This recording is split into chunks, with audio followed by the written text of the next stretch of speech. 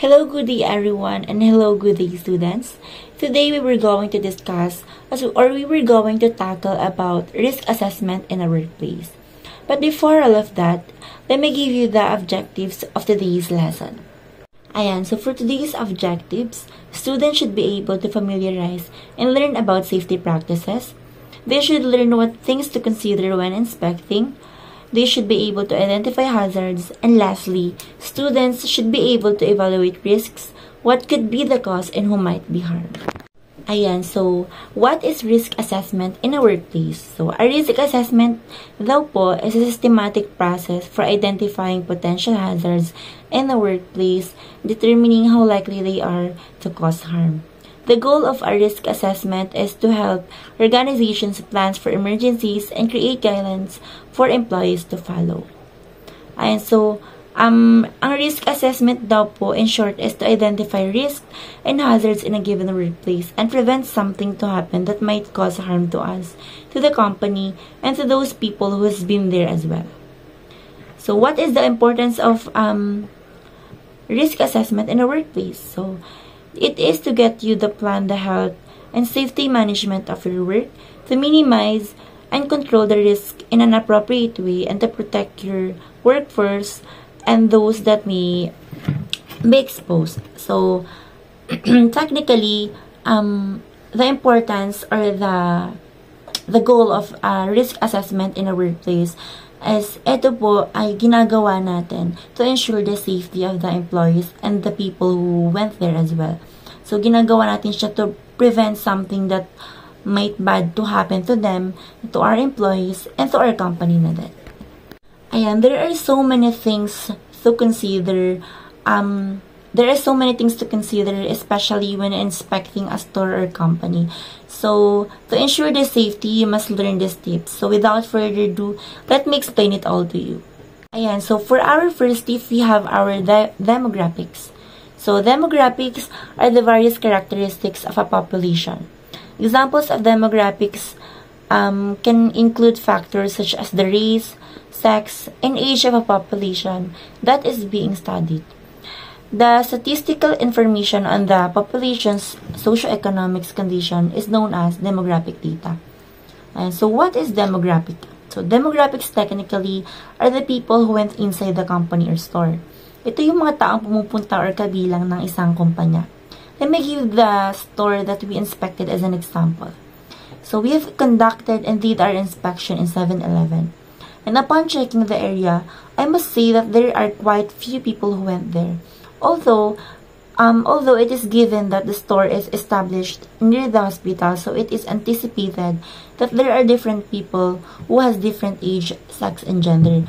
So, as I have said, ang 7-Eleven or ang store na napuntahan namin ay malapit lang sa hospital. So, maybe, that time na pumunta kami sa store na yon, walang masyadong tao. But, nung kahaponan naman, medyo nakita naman namin na dumadami at dumadami nga siya. So, since malapit lang din siya sa hospital and highway, it is easy to be seen by the people. So, we all know naman na 7-Eleven ay isa siya, one of the most popular convenience store here in our country or in Philippines. So, dinarayo talaga siya for convenient na din para din sa mga bilihin or essentials ng mga tao. So, that is demographic. So, next slide, we have sort. Ayan, so we have sort. So, but before all of that, let me tell you the 5 tips in housekeeping. So, in housekeeping, we have 5S. Meron tayong rules or 5S na sinusunod para ma-maintain natin yung cleanliness around the area or the specific area or the workplace that we have. So, in housekeeping, we have this 5S called sort, set in order, shine, standardize, and sustain. So, proceed tayo dito sa sort. So, what is sort? Ayan, so, sort is the unnecessary items are carefully sorted and they have a designated storage area for things that are not frequently needed. Commonly referred to as a stock room. Each item is organized and placed in its respective storage space to ensure everything is in order. This system helps maintain a clean and efficient workspace while keeping frequently used items easily accessible. Excuse me. So, sort daw po, to be precise, in this slide, from the word itself, sort, separating what is more essentials and not. So, as you can see on this photo, this, the storage or stock room ng store na pinag-inspectan namin. And based on what I have noticed on them, ay talagang they put what is needed to be seen by the people who went there and put all the essentials and necessary things both for the customers and for, for stores. So, what is the benefit, or so what is the importance of this store, why it is needed to be done, and bakit siya kasama sa 5S ng housekeeping. So, ginagawa natin ang sort to separate nga, para paghiwalayin yung mga necessary and not necessary, what is essential and not is essential in our company. So, bakit kailangan natin siya paghiwalayin? So, pinaghiwalay natin siya. So, it must be very easy for us kung ano yung mga gagawin natin. And it is also, must be easy for the people who went on that store para alamin kung ano na lang yung kukunin nila at saka kung ano na lang gagawin nila. And that is why sort is one of the important in housekeeping as well. So, for the next slide, we have this set and order. Ayan, so what is set and order? Set in order is to ensure that all items are organized and each item has a designated place. Organize all the items left in the workplace in a logical way so they make tasks easier for workers to complete. This often includes placing items in ergonomic locations where people will not need to bend or make extra movements to reach them. And so, what is a set and order? So, set and orders technically for this slide naman from the word itself, order means to organize, right? I think the purpose of this is to arrange things orderly so it will look more presentable and eye-pleasing for the customers as well. Since the store that we have visited are overly known by everyone, of course, it is expected na nakahiwalay ang mga inumin, sabon, pagkain, and so on and so forth. So, ayun, totoo naman dapat yun. Dapat hinihiwalay natin yung mga pwedeng maka-apekto sa pagkain, pwedeng maka-apekto sa sabon, at pwedeng maka-apekto na din sa mga pwede pang inumin. Kasi, pwede siyang mag-cause ng incident inside that store. So, para naman hindi siya maghalo-halo din, and also it is much very easy nga naman para kumuha ng bagay na gusto natin if naka-organize na lahat. So, next is we have this Shine. Ayan, so what is Shine? Shine is the proactive efforts to keep workplace areas clean and orderly to ensure purpose-driven work. This means cleaning and maintaining the newly organized workspace. It can involve routine tasks such as mopping, dusting, etc., or performing maintenance on machinery, tools, and other equipment. So, sa madaling salita, for this slide, it is to maintain the cleanliness of the area. I think there are so many ways and types of cleaning, and as much as possible, dapat na-apply natin yun, especially when it comes to work. Because the people would be more attracted if the area was clean and presentable. So, as an employee and inspector, this should be the one to be considered the most to maintain the cleanliness and ambience of the area. So, Shine is hindi lang naman siya about maintaining the area. So, ang pinaka-purpose talaga ng Shine is, ano lang siya, ang pinaka-purpose niya is gumawa tayo ng mga iba't ibang paraan ng paglilinis para mapanatili natin yung kagandahan ng area na yun. So, para naman tinatangkilik siya ng mga tao and para binibisita din siya ng mga tao. Kasi, hindi siya magiging eye-pleasing at hindi siya magiging attractive sa paningin ng ibang tao kung ang area natin is madumi. So, para mapanatili natin siya, we need to keep improvise. We need to make many different types in our own way, types of cleaning para, ayun nga, panatilihin nating malinis at maganda yung kapaligiran, company, organizations, or store na tinatrabaho natin. For this slide, we have standardize. So, what is standardize? Standardize is to create a set of standards for both organizations and processes. In essence, this is where you take the first 3-5S and make rules for how and when this task will be performed. These standards can involve schedules, charts, lists, etc. So, to make it short, standardize is ito na, nagkakaroon na tayo ito ng standards when it comes to cleaning. Kasi sometimes, pag naglilinis tayo, minsan kapag sobrang tinataman na tayo, bara-bara na lang, diba? So, for company, or especially when it comes to stores, dapat hindi tayo ganun. Pag nakamitan natin yung 5S, yung 5 tips and 5 rules to 5 ways on how to properly clean the area, dito na natin mailalagay yung standardize.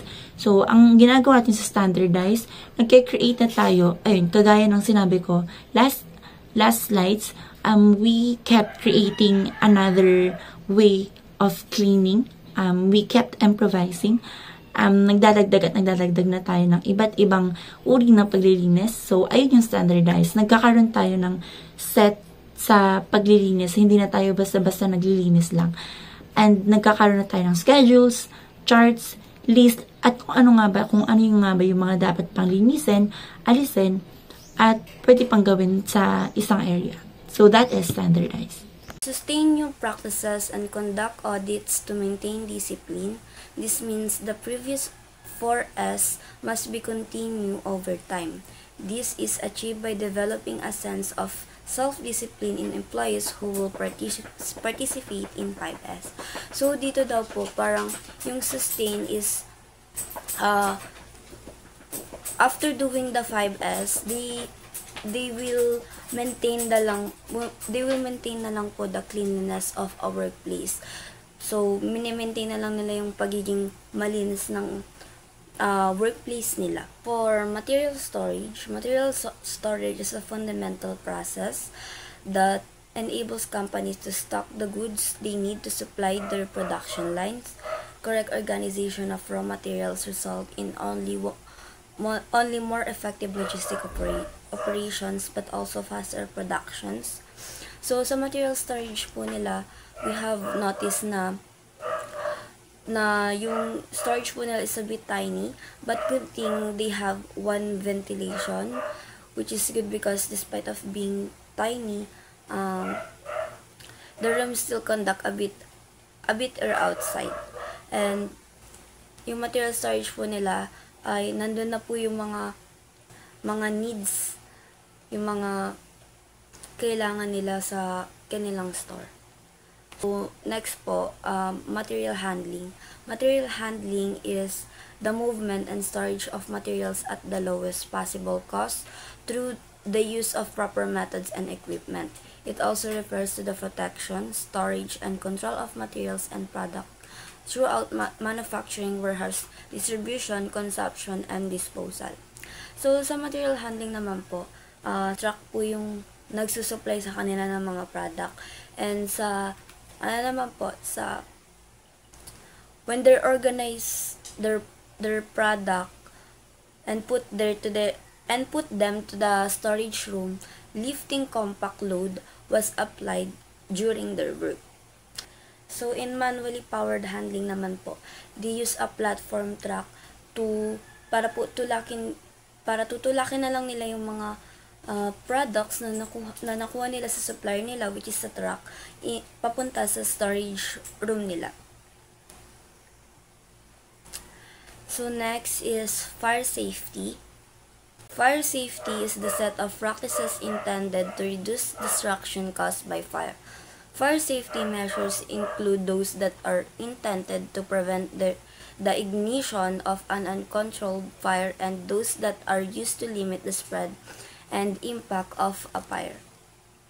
So, sa fire safety naman po, we noticed that the fire extinguisher was hid behind the freezer, which cannot be easy to get if there was a fire accident. So, yung fire extinguisher po nila ay nasa likod po ng freezer, na which is mahirap po siya kunin. So, kapag fire accident, parang may hirapan pa po yung mga employee na kunin yung fire extinguisher.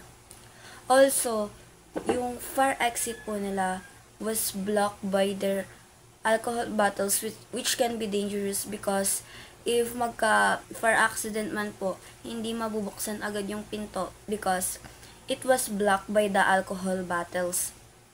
However, the store is have a smoke detector that can detect a heat and can stop the fire.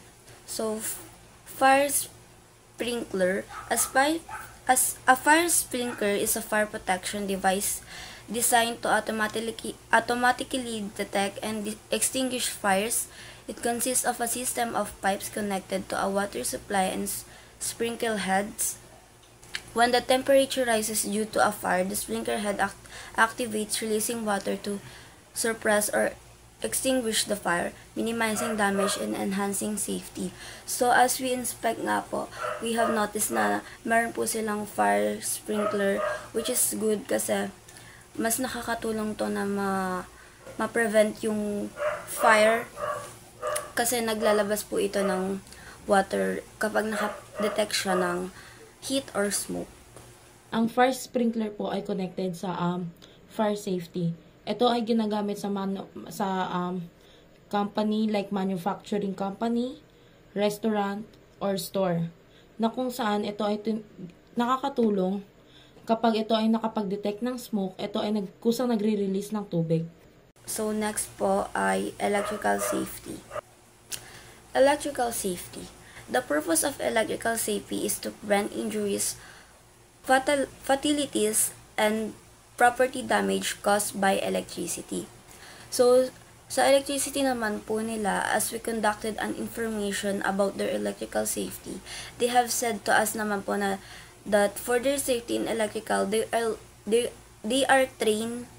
So, nag-training po sila na magkaroon sila ng knowledge about electrical safety para rin po ma-apply nila yun sa trabaho nila or maka-encounter sila ng mga electrical problems during work. Ay upang maiwasan ang aksidente or pagkakabolbol ng kuryente at hindi nakakalat kung saan-saan lang. Occupational health. Occupational health is an area of work in public health to promote and maintain highest degree of physical, mental, and social well-being of workers in all occupations. Occupational health is for workers or staff who are employed in a store or manufacturing company to assess the health of their employee. Nakatuon ito sa pagtiyak ng kanilang physical at mental na kalusugan sa pamamagitan ng health assessment, pag-iwas sa mga sakit o injury kaugnayan sa trabaho at pagpapalaganap ng ligtas at healthy na work environment. Kasama rito ang regular na health check-ups, safety training at pagpapatupad ng workplace policies na inuuna ang kalusugan at kaligtasan ng mga empleyado. And last, observations and solution. We've noticed that the fire exit is obstructed by liquor bottles, and the fire extinguisher is stored in an inconspicuous corner. To address this, we suggest clearing any items blocking the fire exit to ensure it can be accessed quickly during emergencies. Additionally, the fire extinguisher should be relocated to a more visible and accessible spot for easier use in case of an emergency. So that would be the end of our presentation. But before we go, we want to share these quotes for you from our philosopher, John Dewey. So according to him, education is not about preparation for life, but rather education is the life itself. So, ayun, study well and please keep acquiring. Please keep seeking for knowledge so that you can learn and explore everything that we need to explore in this world. So, ayan, doon na nagtatapos ang ating videos and I hope you learned something for today's lesson. And don't forget to like, share, and subscribe to our YouTube channel. Thank you!